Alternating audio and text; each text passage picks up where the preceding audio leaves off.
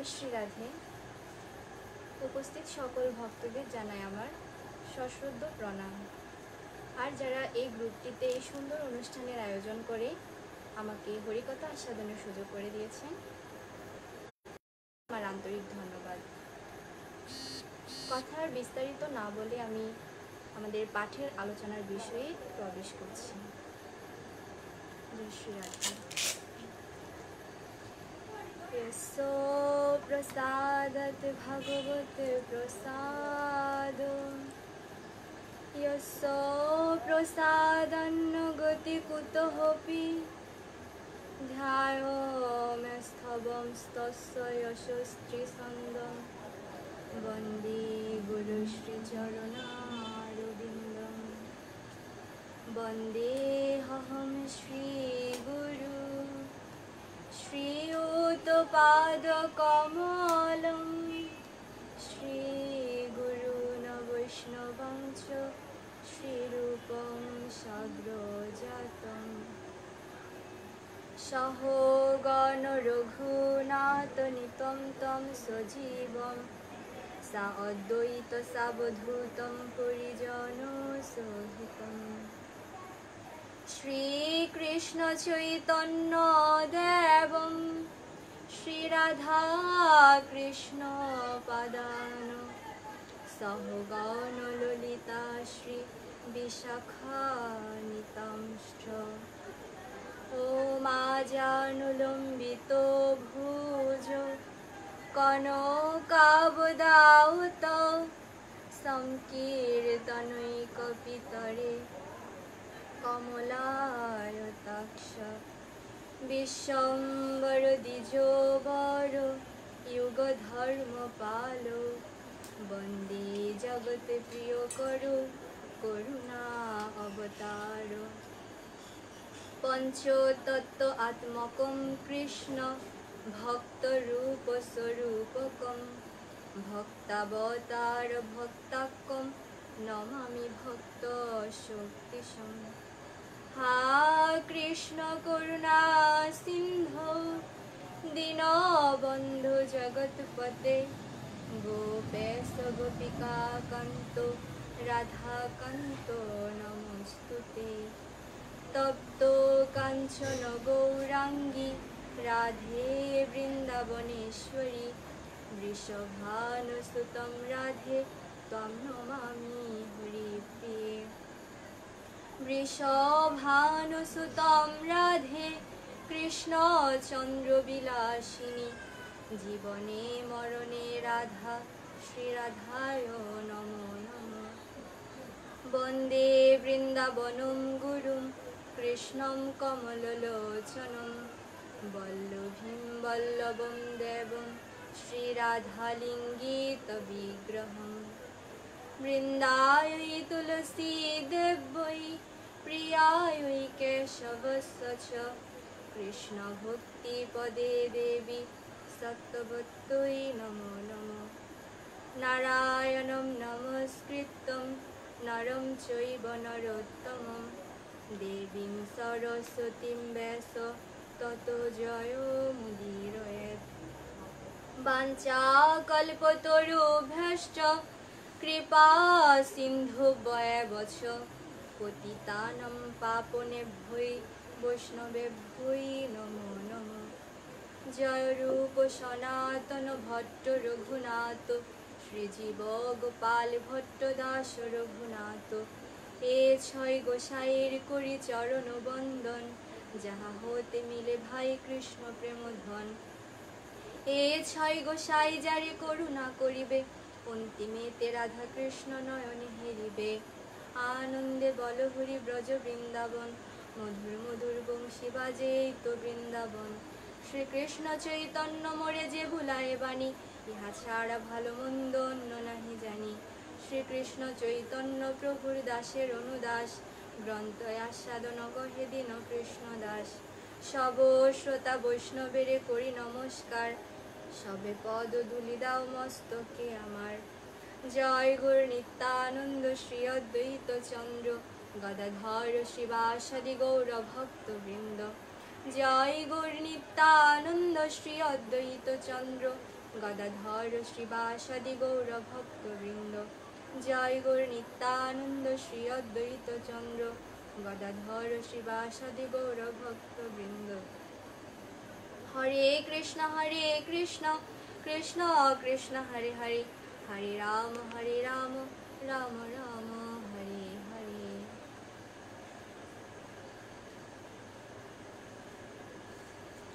আপনার ফিঙ্গারটা দেখুন, ফিঙ্গারটা দিন,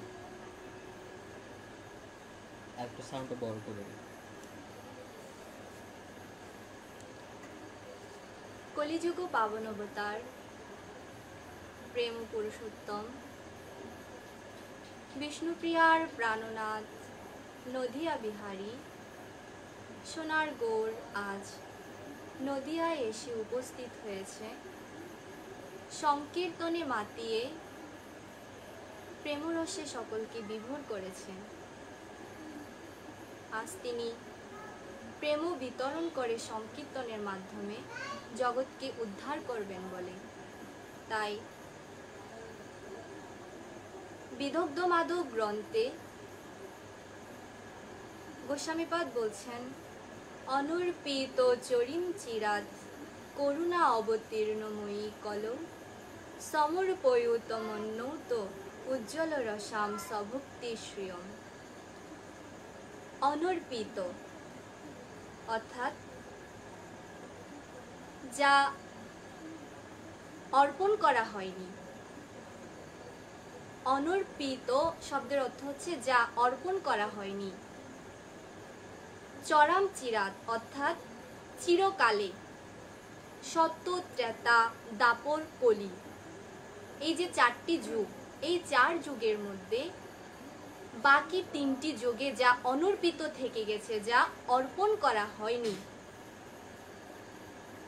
করুণা অবতীর্ণময়ী কলো, এই করুণাগণ অবতার সেই প্রেম পুরুষোত্তম সেই গৌর সুন্দর এসে করুণা করে কলির জীবকে উদ্ধার করবে বলে, কলির কলুষতা নাশ করবে বলে সেই প্রেম সম্পদ বিতরণ করলেন।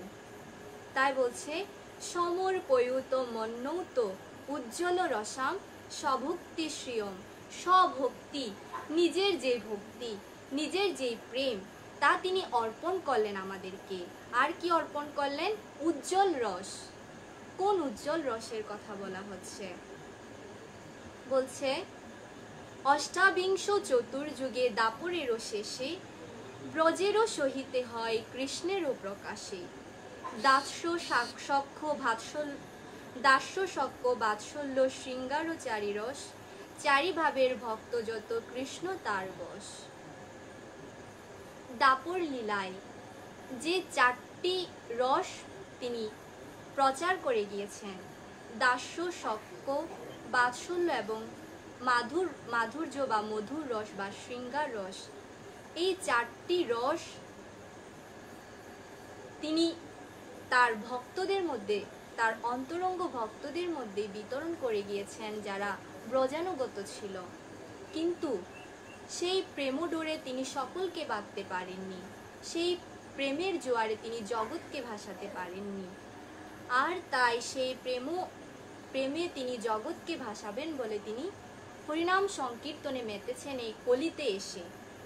একমাত্র এই হরিনামের মাধ্যমেই কলির কলুষতা বিনাশ করা যায়। আবার সে কারণে বলা হচ্ছে কি, এতভাবে কলিকালে প্রথম সন্ধ্যায় অবতীর্ণ হইলা কৃষ্ণ আপনি নদিয়ায়। চৈতন্য সিংহেরও নবদ্বীপে অবতার, সিংহ কৃপ সিংহ বীর্য সিংহের হুঙ্কার। সেই সিংহ বসুক জীবের হৃদয় কন্দরে, কলস দীরদ নাশে যাহার হুঙ্কারে। সিংহ হচ্ছে বনের রাজা। পশুদের মধ্যে আমরা সিংহকে রাজা বলে মেনে থাকি। যখনই সিংহের হুঙ্কার শুনে উঠি, তার গর্জন শুনে উঠি, তখনই বনের সকল প্রাণী স্তব্ধ হয়ে যায় ভয়ে। ঠিক তেমনি ভাবে এই কলির গ্রাস থেকে উদ্ধার করবে বলে সিংহের মতো সংকীর্তনের হুঙ্কার নিয়ে এসে উপস্থিত হয়েছেন মহাপ্রভু আমাদের মাঝে। তাই তাকে বলা হচ্ছে সিংহ গ্রীব সিংহ বীর্য। তার এই সিংহের মতো সংকীর্তনের হুঙ্কার মনের যে কলির কলুষতা তা বিনাশ করে আমাদেরকে সংকীর্তনের জোয়ারে প্রেমরসে ভাসিয়ে দিয়েছে। শুধু তাই নয় ভক্তগণ, যদি কেউ চায় প্রভুকে ভালোবাসতে, যদি কেউ চায় শ্রীকৃষ্ণকে নিজের আপন করে নিতে, শ্রীকৃষ্ণের সাথে সম্বন্ধ তৈরি করতে, তাহলে তা কখনোই গৌর বিনা সম্ভব নয়। কারণ বলা হচ্ছে শ্রীকৃষ্ণ চৈতন্য। কেন শ্রীকৃষ্ণ চৈতন্য বলা হচ্ছে? চৈতন্য শব্দের অর্থ হচ্ছে চেতনা প্রদান করা। যিনি আমাদেরকে কৃষ্ণ বিষয়ে চেতনা প্রদান করে থাকবেন তিনি হলেন একমাত্র শ্রীকৃষ্ণ চৈতন্য। তার নামের সাথেই জড়িয়ে আছে সেই মাহাত্ম্য। শুধু তাই নয়, আমরা যদি ব্রজরস আস্বাদন করতে যাই, ব্রজের যে চারটি প্রেম, দাস্য, শক্য, বাৎসল্য এবং মাধুর্য প্রেম, এই চারটি প্রেম যখন প্রভুর অন্তলীলা সমর্পণ হয় দাপরে প্রভুর অন্তলীলা সমর্পণের পর এই চারটি প্রেমও গুপ্ত হয়ে গিয়েছিল কলির প্রবণতায়। আর তখন মহাপ্রভু এসে ব্রজের সকল লুপ্ত তীর্থ উদ্ধার করলেন এবং সকল প্রেমরস বিতরণ করে দিলেন সকল ভক্তদের মাঝে। তিনি দুটি কারণ নিয়ে গৌর অবতার হয়ে এই ধরাধামে অবতীর্ণ হয়েছেন। একটি হলো বহিরঙ্গ কারণ, আরেকটি হলো অন্তরঙ্গ কারণ। তার বহিরঙ্গ কারণটি ছিল এই কলিগ্রস্ত জীবকে নাম সংকীর্তনের মাধ্যমে উদ্ধার করবেন। আর তার অন্তরঙ্গ কারণটি কি? তার অন্তরঙ্গ কারণটি ছিল রাধা প্রেমের সেই মহিমা তিনি আস্বাদন করবেন। এ কারণেই বলা হচ্ছে, যদি গৌর না হইত তবে কি হইত, কেমনে ধরিতাম দে, রাধার মহিমা প্রেম রস সীমা জগতে জানাতো কে। যদি আমাদের গৌর সুন্দর না থাকতো, যদি গৌর সুন্দর নদিয়ায় এসে অবতীর্ণ না হতো, তাহলে এই ব্রজরস আস্বাদন করা আমাদের পক্ষে কখনোই সম্ভব হতো না। সত্য ত্রেতায়ও তো অন্যান্য অবতার এসেছেন এবং তারাও তো অবতীর্ণ হয়েছেন। সত্য ত্রেতায় সত্যতে নারায়ণ, সত্যতে শ্রীহরি, তিনি তার চার হাতে চারটি অস্ত্র ধরে এসে অবতীর্ণ হয়েছেন। আবার দিদি পাসওয়ার্ডটা কত এটা ফোনটা? টিআরআইও সত্যতে তিনি শ্রীহরি রূপে এসে শঙ্খ, চক্র, গদা, পদ্ম এই চারটি অস্ত্র ধরে কি করেছেন? তার লীলার বহিঃপ্রকাশ ঘটিয়েছেন। আবার ত্রেতায় এসেছেন তিনি ধনুকধারী হয়ে। দাপরে চারটি রসের প্রকাশ ঘটালেন ভক্তদের মাঝে, তার অন্তরঙ্গ ভক্তদের মাঝে। কিন্তু এইভাবে মহাপ্রভু যেভাবে প্রেম রসজোয়ারে ভাসিয়েছেন তা সম্ভব হয়নি। ব্রজের সেই মাধুর্য প্রেম অনুভব করবেন বলে এই ছিল তার অন্তরঙ্গ কারণ।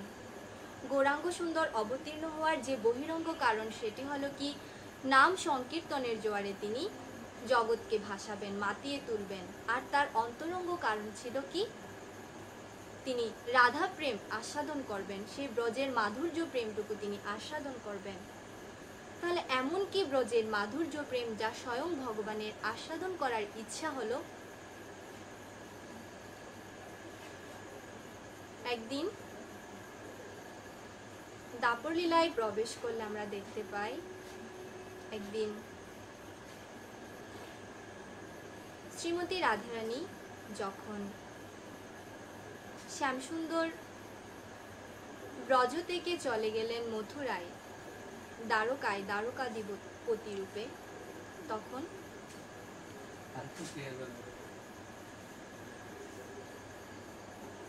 তখন সেই রাধারানী শ্যামসুন্দরকে চিন্তন করছেন আর যমুনার তীরে বসে আছেন। যমুনার তীরে বসে রাধারানী শ্যামসুন্দরের জন্য একটি মালা গেঁথেছেন। মালা গেঁথে হাতে নিয়ে বসে আছেন, ভাবছেন আজ যদি বধূয়া আমার কাছে থাকতো তাহলে এই মালাটি আমি বধূয়ার গলায় পরাতে পারতাম। সামনে যমুনা।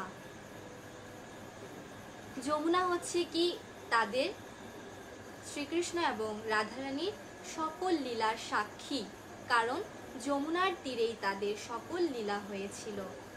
সেই কারণেই যমুনাকে বলছে, ওগো যমুনা, ওগো যমুনে, তুই তো দেখেছিস বধূয়া আমার সাথে কেমন ভাবে ছিল। আজ সে আমাকে ব্রজের সকল দায়িত্ব দিয়ে চলে গেল। ব্রজের সকল দায়িত্ব দিয়ে চলে গেল কেন বলা হচ্ছে? কারণ যখন মথুরা থেকে মথুরায় গমন করবেন তিনি, তখন শ্রীমতী রাধারানীকে বলছেন, শ্যামসুন্দর, ওগো প্রিয়ে, আমি তো যাচ্ছি, আমি ফিরে আসব। এই ব্রজের সমস্ত ভার আমি তোমাকে দিয়ে গেলাম। এই ব্রজ রক্ষা করার দায়িত্ব তোমার। সেই কারণেই আজও ব্রজদামে রাধে রাধে শব্দটি সবসময় উচ্চারিত হতে থাকে।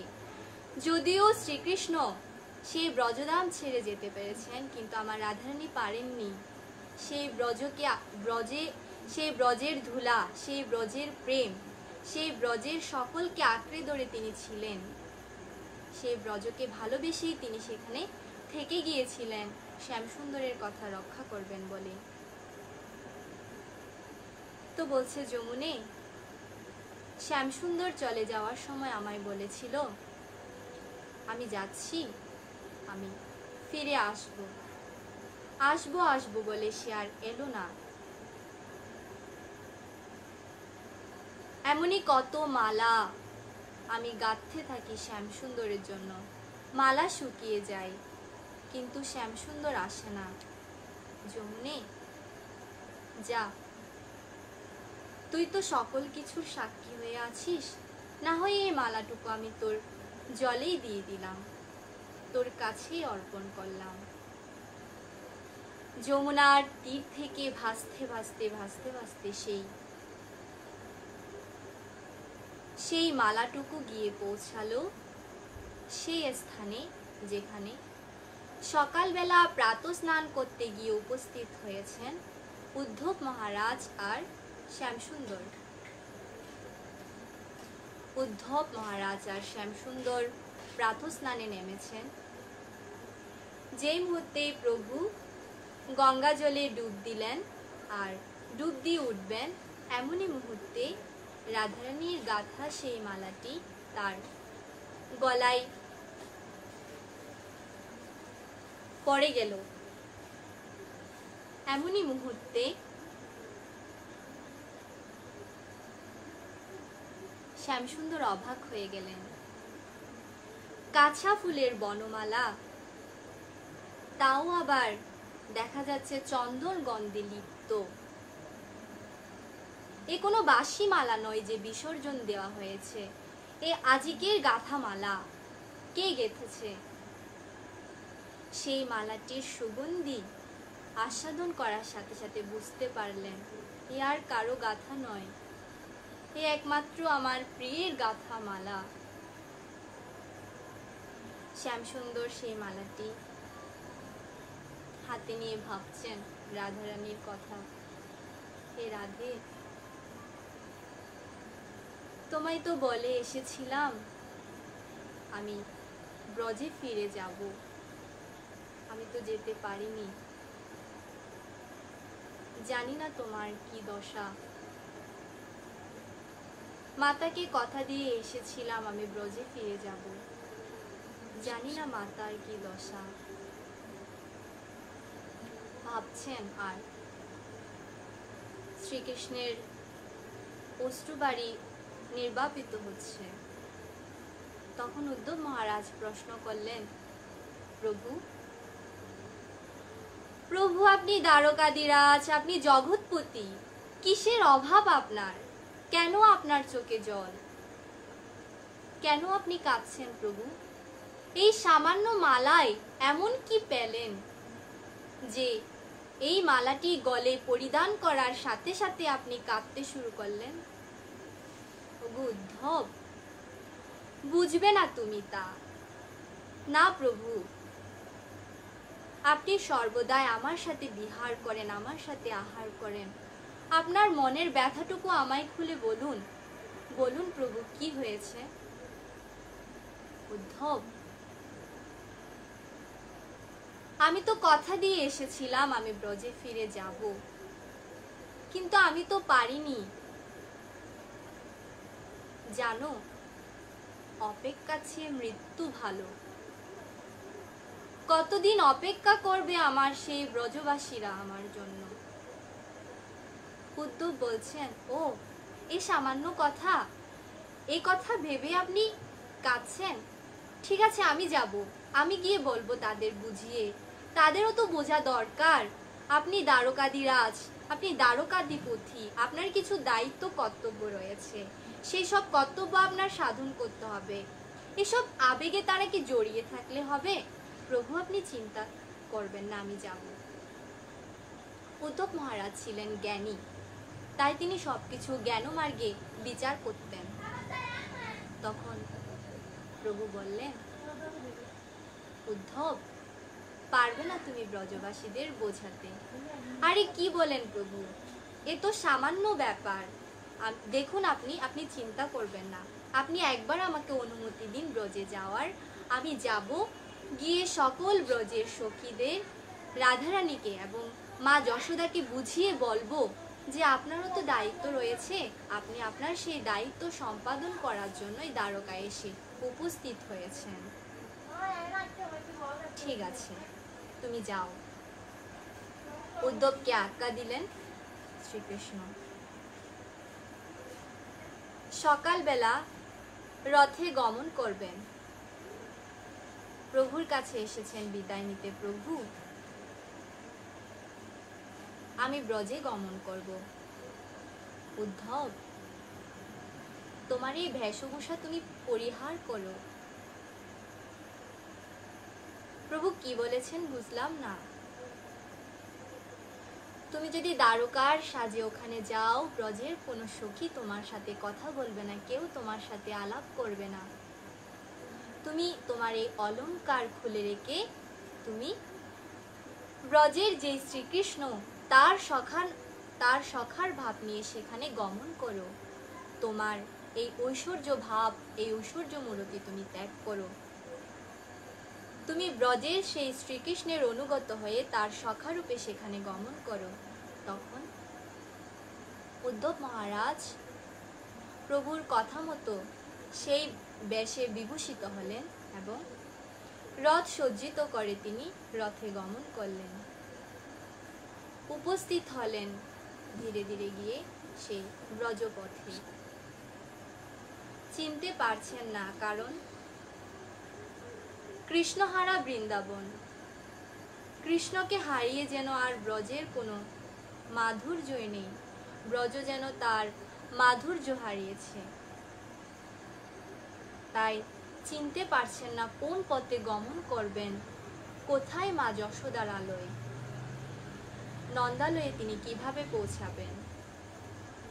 এমন সময় রথের সেই ঘোড়াদের আওয়াজ শুনে সেখানে এসে উপস্থিত হলেন সখারা। সখারা এসে তাকে প্রণাম জানালেন। উদ্ধব মহারাজও তাদেরকে প্রণতি জ্ঞাপন করলেন। তখন সখাদেরকে প্রশ্ন করছে, সখাগণ, নন্দালয় কোথায়? কোথায় নন্দালয়? আমি নন্দালয়ে গমন করতে চাই। ও, আপনি নন্দালয়ে যাবেন? কেন যাবেন সেখানে? আমি মা যশোদার সাথে সাক্ষাৎ করতে এসেছি। মা যশোদা, তিনি তো প্রায় পাগলিনী দশা। কেন? ওই যে তার একমাত্র পুত্র, তার একমাত্র প্রাণধন সেই কৃষ্ণ তাকে পরশু আসবে বলে গিয়েছে। কাল পরশু তো শেষ হতেই লাগলো, কিন্তু ব্রজধামে তো সে আর ফিরে এলো না। ও ঠিক আছে, আমি তাকে বুঝিয়ে বলবো। উনি তো দ্বারকাধীরাজ, ওনার কিছু দায়িত্ব রয়েছে, উনি তার কর্তব্য পালন করেছেন।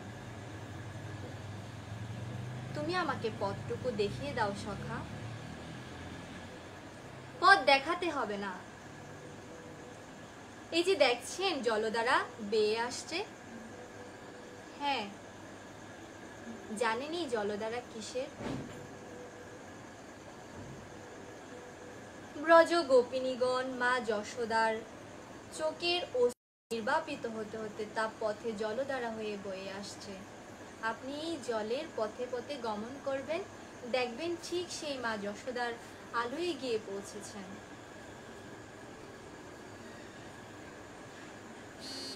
উদ্ধব মহারাজ স্তব্ধ হয়ে গেলেন। এ কেমন কথা? কখন তিনি এই ব্রজধাম ত্যাগ করে দ্বারকায় চলে গিয়েছেন, এখনো তারা বিভোর গমন করেছেন সেই পথ ধরে, গিয়ে পৌঁছেছেন নন্দালয়ে। মা গো মা, আমি এসেছি। মা যশোদা দৌড়ে এসেছেন। ও আমার কানাই এসেছে, কানাই এসেছে। গিয়ে দেখে না। চুপ চুপ, কথা বলবে না তুমি। কেন গো মা? আমি আমার কানাইকে ঘুম পাড়িয়েছি। ছোট করে কথা বলো তুমি। এই মাত্র কানাইকে ঘুম পাড়িয়ে এসেছি, জানো কানাই খুব দুষ্ট, তো তাই তাকে ঘুম পাড়াতে খুব সমস্যা হয়। সব সময় দৌড়াদৌড়ি করতে থাকে, কথা শোনে না। তুমি কোথা থেকে এসেছো বাবা? পরিচয় দিলেন উদ্ধব মহারাজ তার। আর বলতে লাগলেন, আপনি কার কথা বলছেন মা গো? কানাই তো এখানে নেই, কানাই তো ব্রজধাম ছেড়ে অনেক আগে চলে গিয়েছে। না না, আমার কানাই কখনোই ব্রজধাম ছেড়ে চলে যেতে পারে না। এই যে আমি একটু আগেই তাকে ঘুম পাড়িয়ে এলাম। জানো, আমার কানাই কখনোই আমাকে ছেড়ে যেতে পারে না, সে সর্বদাই ব্রজে বিহার করছে। উদ্ধব মহারাজ স্তব্ধ হয়ে গেলেন। ব্রজধাম ছেড়ে চলে যাওয়ার পর মা যশোদা প্রায় পাগলিনী হয়ে গিয়েছিলেন। কাঁদতে কাঁদতে তার এমন অবস্থা হয়ে গিয়েছিল, তিনি চোখে দেখতে পেতেন না। কাঁদতে কাঁদতে কাঁদতে কাঁদতে তার চোখের দৃষ্টিশক্তি কমে গিয়েছিল। সর্বদাই কানাইয়ের চিন্তন করতে করতে তার স্মৃতি বিগলিত হয়ে যাচ্ছিল। সর্বদাই তার চিন্তন, এই বুঝি কানাই আমাকে ডাকলো, এই বুঝি কানাই আমাকে ডাকলো। এভাবেই মা যশোদার দিনাদিপাত হতো। সন্ধ্যা হলেই চিন্তা করত, কখন এই রাত পেরিয়ে আবার দিন আসবে। হয়তো সকালবেলা আমার কানাই আমার কাছে আবার ফিরে আসবে, আমাকে আবার মা মা বলে ডাকবে। এই ভাবনায় মা যশোদা সর্বদাই বেকুল থাকতেন। তিনি তার বাৎসল্য প্রেম ভরে ঠিক একইভাবে সেই গোপালকে দুগ্ধ পান করাতেন, গোপালকে ঘুম পাড়াতেন, গোপালের জন্য দধি মাখন বুনতেন, কিন্তু সে গোপাল আসতো না। আর দেখুন সেই ব্রজসখীদের কথা, সেই ব্রজসখীদের কেমন অবস্থা চিন্তা করুন। উদ্ধব মহারাজ গমন করেছে সেই শ্রীমতীদের দেখবে বলে, গমন করেছেন তিনি।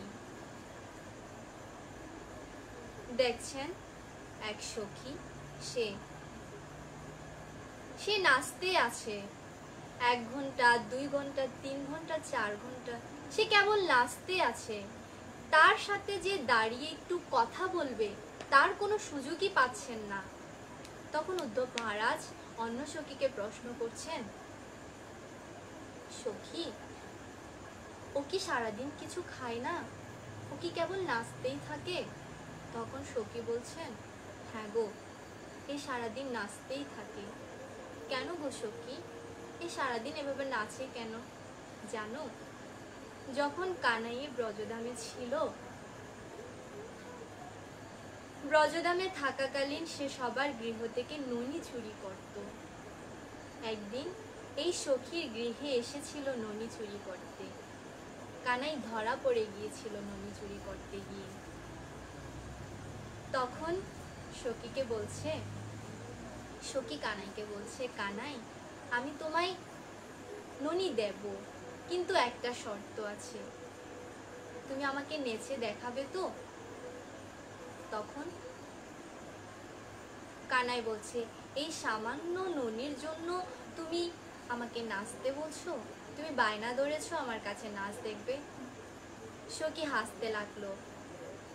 আর তখন কানাই কোমর দুলিয়ে এপাশ ওপাশ নাচতে লাগলো, আর সখী হাসতে লাগলো। আর কানাই তখন মনে মনে ভাবলো, তুমি আমায় উপহাস করেছো সখী, ঠিক আছে, আমি চলে যাব আমি। এই কথা ভেবে সখী সারাদিন নাচতে থাকে আর বলতে থাকে, কানাই,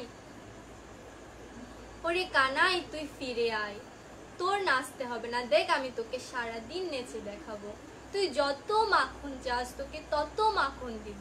কানাই রে, তুই একবার ফিরে আয়, একবার ফিরে আয় তুই, আর তোকে তুচ্ছ করব না,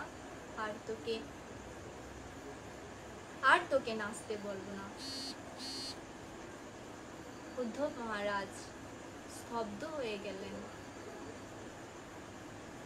এমনই ব্রজরস, এমনই ব্রজপ্রেম, তার জ্ঞানের কোনো মূল্যই রইল না সেখানে। পথে গমন করছেন, দেখছেন এক সখী কড়াই থেকে কালি নিয়ে তার মুখে মাখছে, তার সর্বাঙ্গে কালি লেপন করছে। তখন অন্য সখীকে প্রশ্ন করছে, সখী, এ কেন এভাবে কালি মাখছে? সখী বলছে, জানো, যখন কানাই ব্রজধামে ছিল তখন কানাই কালো বলে তাকে আমরা কালো বলতাম, তাকে কালো সোনা বলে ডাকতাম, আর সখী তাকে কালো বলতো। সখী তাকে কালো সোনা বলে ডেকেছিল, এই কারণে তার অভিমান হয়েছিল বলে সখী সারাদিন কালি মাখতে থাকে আর বলে, দেখো কানাই, আমিও তো কালো, তুমি অভিমান করো না কানাই, তুমি ফিরে এসো, আর কখনো তোমাকে কালো সোনা বলে ডাকবো না। স্তব্ধ হয়ে গেলেন উদ্ধব। এমনই ব্রজের প্রেম। আর রাধার মহিমা সে কেমন? যদি শ্রীমতীর অনুগত সখীগণ, তাদের মধ্যে এত প্রেম, তারাই এতটাই ব্রজভাবে ভাবিত, তবে শ্রীমতীর কেমন দশা তা দেখবেন বলে গমন করেছেন উদ্ধব মহারাজ। তো একদিন নিকুঞ্জ বনে শ্যামসুন্দর এবং রাধারানী প্রতিদিন তাদের নিত্য বিহার চলে। সখীগণ তাদেরকে শৃঙ্গার রসে সাজিয়ে তোলে। কখনো কানাইকে রাধা সাজায়, আবার কখনো রাধাকে কানাই সাজায়। তো কানাই মনে মনে ভাবছে, সব সময় তো রাধার সখীরা তাকে এত শৃঙ্গার করে, তাকে এত আদর করে, তাকে কতই না ভালোবাসে। যদি আমি একদিন রাধা সেজে যাই কুঞ্জে, তাহলে কি তারা আমাকে এতটা ভালোবাসবে যেভাবে রাধারানীকে ভালোবাসে? তখন আজ কানাই কুঞ্জে গমন করার সময় রাধারানীর মতো করে সেজেছেন। তিনি নীলাম্বরী রূপে সেজে উঠেছেন আর গমন করেছেন কুঞ্জ পথে। সখীরা দাঁড়িয়ে আছে রাধারানীকে বরণ করবে বলে। শ্যামসুন্দর গমন করেছেন। তিনি মনে মনে ভাবছেন, যাচ্ছি তো আমি, কানাই কিন্তু ভেস নিয়েছি নীলাম্বরীর, জানি না যদি ধরা পড়ে যাই। মনে ভয় ভয় ভাব তার। গমন করেছেন কুঞ্জবনে আর গিয়েই মনে মনে ভাবছেন, আজ তো সেজেছি নীলাম্বরী, সখীদের যা ইচ্ছা তাই আদেশ করব। সখীরা আজ আমার অনুগত হয়ে যা ইচ্ছা তাই করবে। অন্যদিন তো আমার কথা শুনে না, রাধারানীর কথা শুনে। আজ আমি রাধারানী সেজেছি তো, তাই আজ সখীরা আমারই কথা শুনবে। তাই গমন করেছে। গমন করে কুঞ্জে গমন করে প্রথমেই বলছে, হে সখী, সখী যাও আমার জন্য জল নিয়ে এসো। যখনই এমন কথা শুনলেন তখন তাকে দর্শন করে সেই সখী সেখান থেকে পালালেন। কিছুটা পথ গমন করলেন, অন্য সখীকে দর্শন করে বলছেন, সখী যাও আমার শৃঙ্গারের ব্যবস্থা করো। অন্য সখী সেখান থেকে পালিয়ে গেলেন। শ্যামসুন্দর স্তব্ধ হয়ে গেলেন। কি, আমার বেশভূষায় কি কোথাও সমস্যা হয়েছে? তিনি দেখছেন তার সবকিছু, না, সব তো ঠিকই আছে। তাহলে তার আমাকে দর্শন করে এভাবে পালাচ্ছে কেন? তখন অন্য সখীকে প্রশ্ন করছে, সখী তোমরা কেউ আমার সাথে কথা বলছো না কেন? তখন শ্যামসুন্দরকে সখীরা বলছেন, প্রভু আপনি বহিরঙ্গে রাধারানীর সেই রূপটি যদিও বা ধারণ করতে পারেন, কিন্তু অন্তরঙ্গে তা কখনো পারবেন না। কেন? এই ধরা পড়ে গেলেন প্রভু। তখন বললেন, কেন গো সখী, এমন কি আছে সেই রাধার মধ্যে? এমন কি আছে সেই রাধা নামে? আর এমন কি আছে সেই রাধারানীর চরণে, যার চরণ প্রার্থনা করে, যার সেবার জন্য, যার সেবার অভিলাষে তোমরা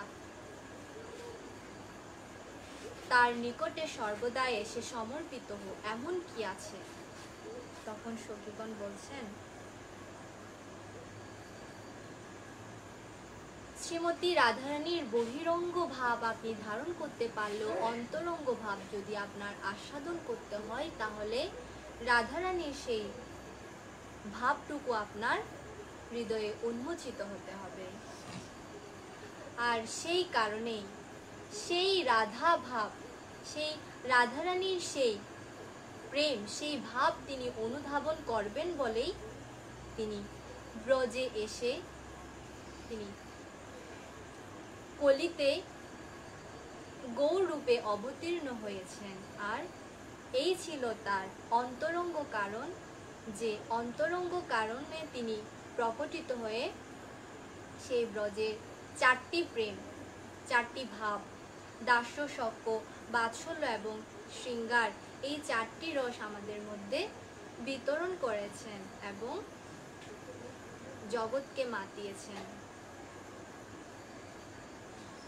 হরি পুরট সুন্দর দুতি কদম্ব সন্দীর্পিত সদা হৃদয় কন্দরে স্ফুরত বহু শচীর নন্দন। সেই স্বর্ণ দ্যুতিময়, সেই সোনার গৌর তিনি সর্বদাই আমার হৃদয় কন্দরে স্ফুরিত থাকুক, এই প্রার্থনা করছেন টিকাকার। তো ভক্তগণ,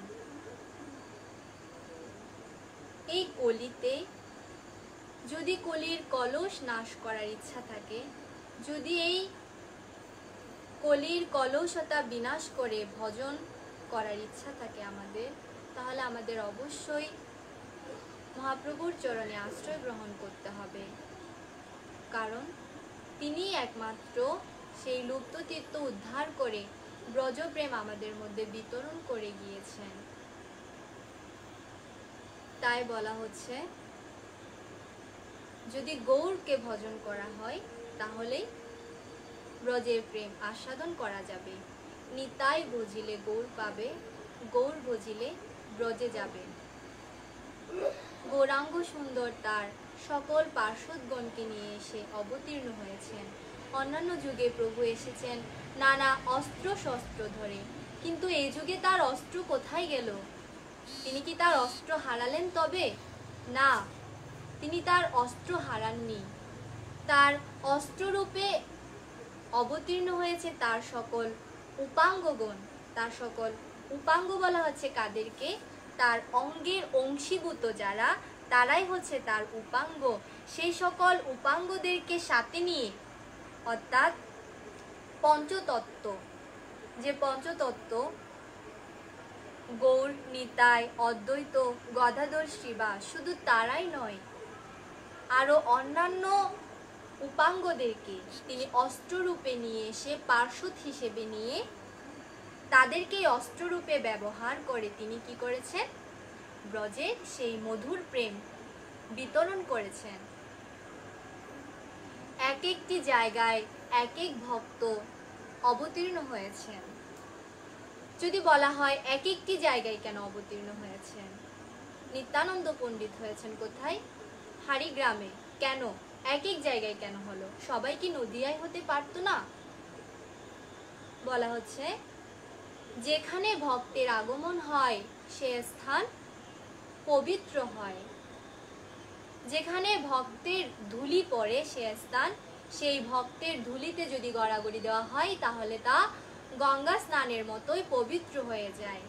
তো গঙ্গা তো একদিকেই বহমান, গঙ্গা তার স্রোতধারা দিয়ে একদিকেই বয়ে যাচ্ছে।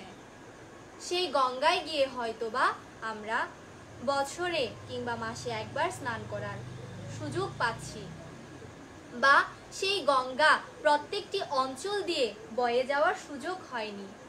কিন্তু প্রভু কৃপা করে কি করেছেন? তার পার্শ্বদেরকে এক একটি জায়গায় অবতীর্ণ করেছেন, যাতে করে সে স্থানগুলো পবিত্র হয়ে যায়। ভূমি যদি পবিত্র হয় তবে সে স্থানে প্রেম জন্মায়। ভূমির পবিত্রতার একটি ব্যাপার থাকে। যাই হোক, তো সে কারণেই তিনি কি করেছেন?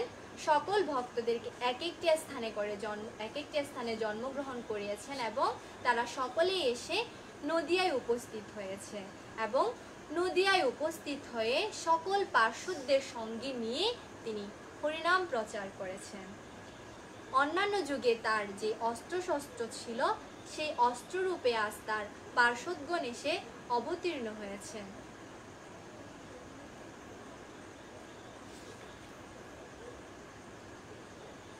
আচ্ছা, যদি বলা হয় কে আনলো আমাদের এই গৌর সুন্দরকে, বা কার প্রার্থনায় গৌর সুন্দর এসে অবতীর্ণ হলেন এই ধরাধামে,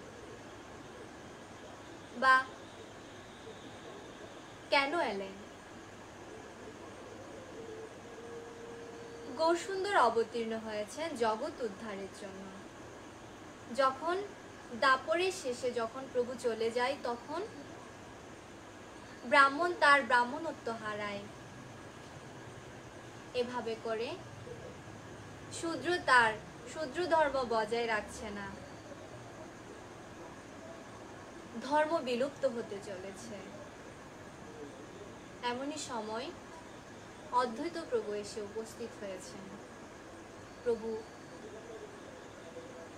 পাঠিয়েছেন তাকে পূর্বেই।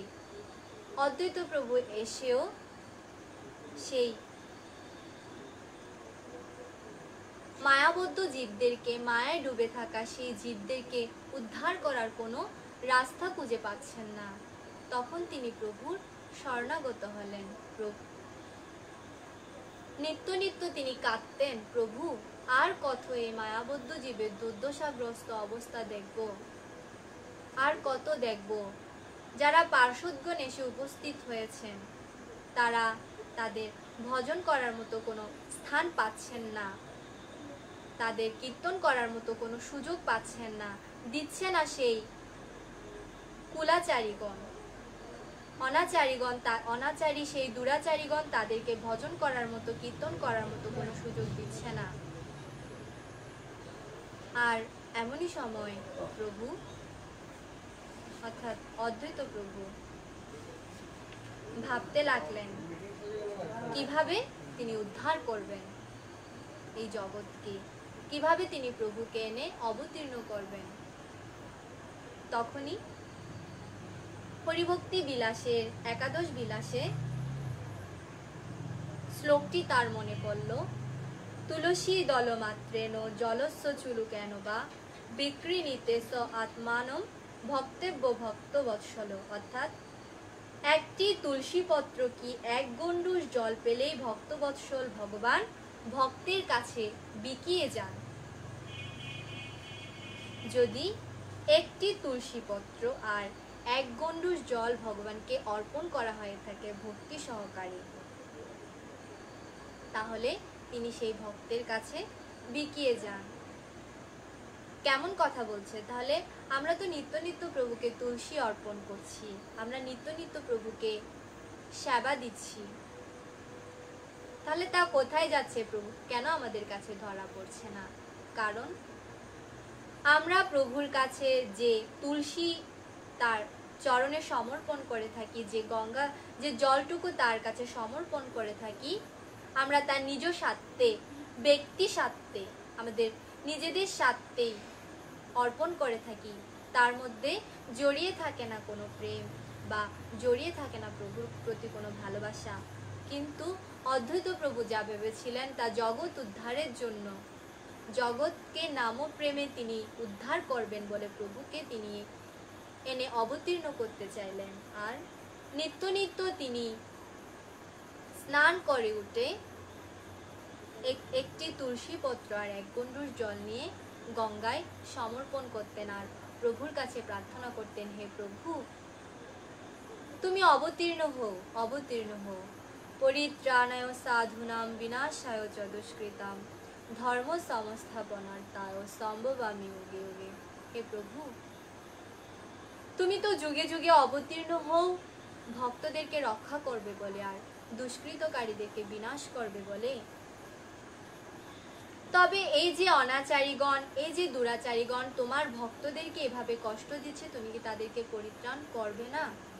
প্রভু তোমার অবতীর্ণ হওয়ার সময় হয়েছে।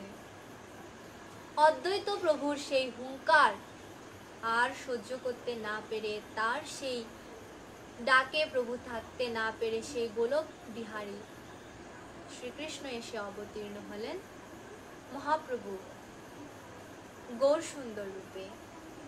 সচী মাতার গৃহে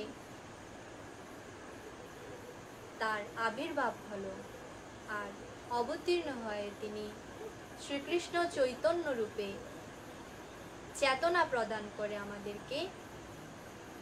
শ্রীকৃষ্ণ তত্ত্ববেত্তা সকল কিছু প্রদান করে গেলেন এবং ব্রজের সেই চারটি প্রেম আমাদেরকে বিতরণ করে গেলেন। তাই ভক্তগণ, সকলের কাছে একটি অনুরোধ থাকবে, আমরা সকলেই কলিহত জীব। এই কলির কলস থেকে উদ্ধার পাওয়ার জন্য আমরা সবাই মহাপ্রভুর চরণে আশ্রয় গ্রহণ করব। তার চরিত সকল কথা আমরা শ্রবণ করব, তার চরিতামৃত পান করে আমরা নিজেদের জীবনকে ধন্য করার চেষ্টা করব। যদি মহাপ্রভুর কৃপা হয়, আগামীতে আমরা পুনরায় পাঠ শ্রবণ করার আকাঙ্ক্ষা ব্যক্ত করলাম। আজ এটুকুতেই গ্রন্থ বিশ্রাম। জয় শ্রী রাধে। হরে কৃষ্ণ কৃষ্ণ কৃষ্ণ হরে হরে, হরে রাম রাম রাম হরে হরে, হরে কৃষ্ণ কৃষ্ণ কৃষ্ণ হরে হরে, হরে রাম রাম রাম হরে হরে।